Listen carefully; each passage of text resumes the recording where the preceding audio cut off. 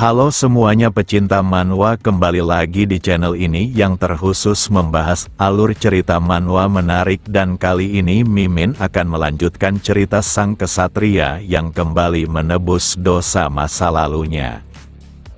Pada part 8 telah diakhiri dengan pertemuan Kalsea dengan Damian dan berakhir dengan kemarahan Kalsea sebab Damian tidak ingin mundur dari perwakilan duel keluarganya.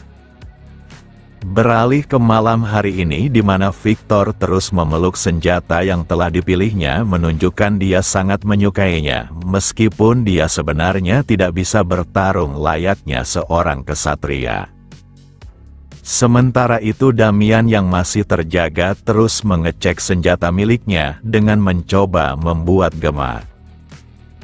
Kali ini Damian tampak begitu bersemangat, dikarenakan tak menyangka dapat bertemu dengan anggota organisasi Yulan di tempat ini, dan dia pasti akan menghabisi mereka semua tanpa terkecuali sebab orang-orang seperti mereka lah yang sangat dibencinya.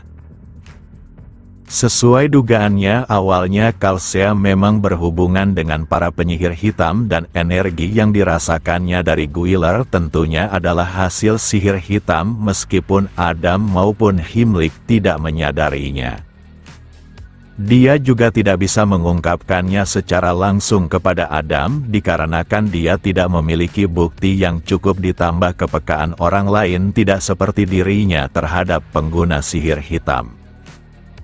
Siapa sangka gema yang dihasilkan oleh jentikan tangan Damian semakin kuat, menunjukkan jika pedang di tangannya berfungsi dengan sangat baik, bahkan ini melebihi perkiraannya.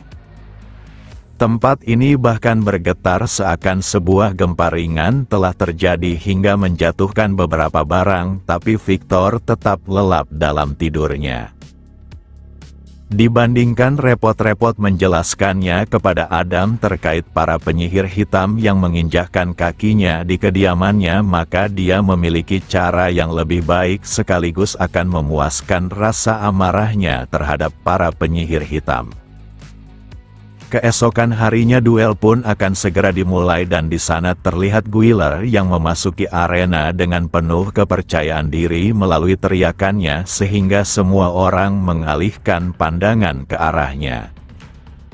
Dengan menunjukkan tubuh kekar serta otot yang luar biasa, maka Bermon yang melihat dari luar arena menganggap ini adalah bencana bagi Damian. Lalu rekannya menanyakan pendapatnya tentang duel yang sebentar lagi akan dimulai. Jika hanya melihat dari reputasinya, maka Bermon yakin Guiler akan menang karena dia cukup terkenal dan nama besarnya pasti tidak didapatkan begitu saja, menandakan kemampuannya yang hebat. Walau ini sedikit tidak bagus, tapi kedua rekannya merasa mereka bisa lepas dari monster seperti Damian jika dia berhasil mengalahkannya. Dalam 2 hari ini, mereka benar-benar menjalani hidup seperti neraka, ditambah raut wajah Daeman yang sangat menikmati saat mengajar mereka, dan dia bisa melakukan itu sepuasnya dikarenakan teknik anehnya yang hanya memberikan rasa sakit tanpa meninggalkan bekas luka. Bermon pun memejamkan matanya dan berpikiran yang sama dengan kedua rekannya, di mana Damian harus kalah dalam duel ini. Akan tetapi pada kenyataannya Bermon berharap Damian bisa menang, karena latihan yang diberikannya selama 2 hari bukanlah tanpa sebab, dan untuk pertama kalinya Bermon merasa benar-benar dilatih oleh seseorang tak seperti kesatria yang dipercayakan untuk melatihnya. Sementara itu Horwit terus mengutuk Damian agar kalah, karena dia makin kesal saat melihatnya masuk ke arena seakan dirinya tak terkalahkan sedikitpun. Sekarang mereka berdua telah saling berhadapan dalam arena, tapi Guiler menunjukkan betapa dia meremehkan Damian dengan berpose seperti itu.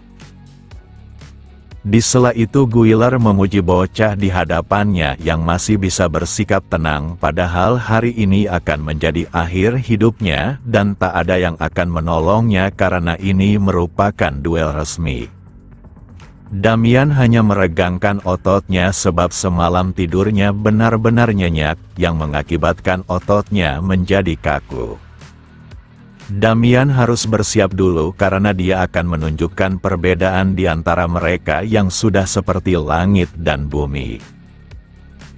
Sebelum pertandingan resmi ini dimulai, maka Adam menegaskan sesuai yang dijanjikan di mana orang yang memenangkan duel ini akan dipercayakan sebagai posisi perwakilan dan mereka berdua tidak boleh protes setelahnya jika masih hidup. Adam mengatakan hal tersebut sambil melirik putrinya agar dia juga menaati apa yang sudah disepakati. Tapi Calcea yakin Guiler akan memenangkan duel dan dia tak sabar melihat bagaimana raut kecewa ayahnya saat melihat orang yang dipilihnya dihabisi tepat di depan matanya. Setelah dia melemparkan kain putih di tangannya, maka pertandingan resmi ini dimulai. Adam pun melemparnya dan keduanya akan saling memperebutkan apa yang mereka inginkan. Tanpa pikir panjang lagi Guiler menghunuskan kapaknya dan langsung melapisinya dengan aura miliknya.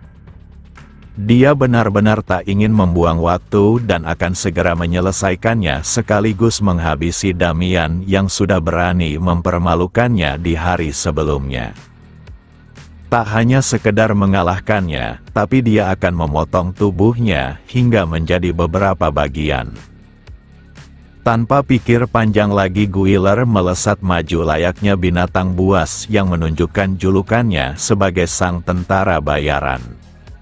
Dalam waktu singkat dia telah tiba di depan Damian diikuti kapak yang siap membelah lawannya. Hanya saja Damian melakukan sesuatu yang tak terduga melalui cara bertarung yang tak seperti pada umumnya. Siapa sangka dia menjentikkan jari ke pedangnya hingga menciptakan gema berkelanjutan di udara.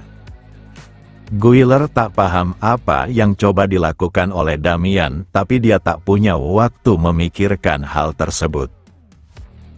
Sejak awal dia sudah berniat menghabisinya dan tak ada waktu untuk memberi lawannya kesempatan dan itulah yang dipikirkan oleh Guiler. Hanya saja gema yang diciptakan oleh Damian membuatnya terpukul mundur dan kerusakan lantai arena menandakan gema itu sangatlah dahsyat. Sekarang Guiler tampak kebingungan terkait apa yang terjadi hingga tubuhnya terdorong seperti ini. Di sisi lain Calcea yang awalnya sangat percaya diri sekarang raut wajahnya telah berubah menjadi rasa khawatir. Adam yang melihatnya tak menyangka jika Damian masih menyembunyikan sesuatu yang menarik melalui teknik yang tidak biasa. Guiler yang merasa dipermalukan kembali menyerang karena menganggap sihir seperti itu takkan berguna lagi padanya. Hanya saja gema yang diciptakan Damian melalui pedangnya dapat digandakan hingga membuat area sekitar terpengaruh dengan jangkauan serangan yang lebih banyak. Saat salah satu gema mengenai tubuh Guiler, maka dia akan merasakan rasa sakit yang menyiksanya. Salah satu lengannya kini berada dalam situasi yang buruk untuk digunakan memegang kapaknya. Tak hanya itu, gema tersebut terus berdatangan dan sekarang menabrak wajahnya. Seketika Guiler memuntahkan lukanya dan dia berusaha tetap menjaga kekokohannya dengan tidak bertekuk lutut. Dia terus menyebut Damian hanyalah pecundang yang menggunakan trik licik untuk menjaga jaraknya. Kemudian Damian mengangkat pedangnya sebab dia akan menggunakan serangan yang lebih merepotkan dari sebelumnya. Yang benar saja dia pun menancapkan pedangnya ke lantai hingga menciptakan gema yang memiliki jangkauan luas melebihi sebelumnya. Serangan itu menabrak tubuh Guiler sampai membuatnya berteriak kesakitan disertai energi hitam pekat yang keluar dari tubuhnya.